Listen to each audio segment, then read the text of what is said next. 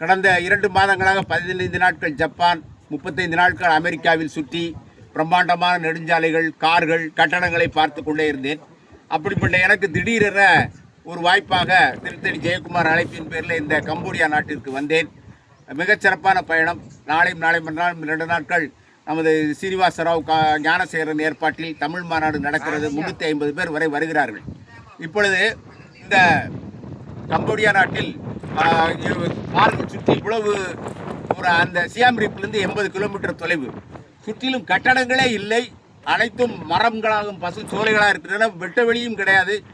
இந்த கட்டடமும் பழமையான ஒரு 1000 ஆண்டுகளுக்கு முன்பு கட்டப்பட்டது. ஆனால் இன்னமும் இதை அவர்கள் தொல்லியல் துறை போல இருந்து இதை பராமரித்து இதை புதுப்பிக்கவில்லை. யுனெஸ்கோ ஹெரிட்டேஜ் சைட் ஏன் இப்படி போட்டு வைத்திருக்கார்கள் தெரியவில்லை. ஆனால் கட்டாயம் வந்து பார்க்க வேண்டிய ஒரு நாடு கம்போடியா என்று நமது 50 ஆண்டுகளுக்கு முன்பு தமிழ்நாட்டில் நாம் எப்படி வாழ்ந்தோமோ அந்த வாழ்க்கையை இவர்கள் வாழ்ந்து கொண்டிருக்கிறார்கள். 4 வழி சாலை இல்லை, போக்குவரத்துகள் இல்லை, ஊர்திகள் மிக குறைவு, மக்கள் தொகையும் தமிழ்நாட்டை விட இது பெரிய நாடு. ஒரு தமிழ்நாடு 1,30,000 இது 1,81,000. அது மக்கள் தொகை வந்து 1,76,00,000. இந்த நாட்டில் மக்கள் தொகை மிக குறைவாக இருப்பதால் நம்ம தமிழ்நாட்டோட பெரிய பரப்பில் குறைவான மக்கள்.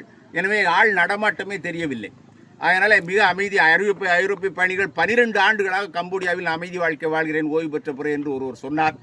நிறைய அயல்நாட்டு பயணிகளை சந்தித்து பேசி வருகிறேன். எல்லோரும் வந்து பார்க்கின்ற ஒரு நாடாக இருக்கிறது. இங்கே பெரிதாக ஐரோப்பியா போல எதிர்பார்த்து வராதீர்கள். அமைதியை விரும்புகின்றவர்கள், வரலாறு மக்கள் பழைய வாழ்க்கை வாழ விரும்புகிறவர்கள் கம்போடியாவுக்கு வந்து பார்க்கலாம்.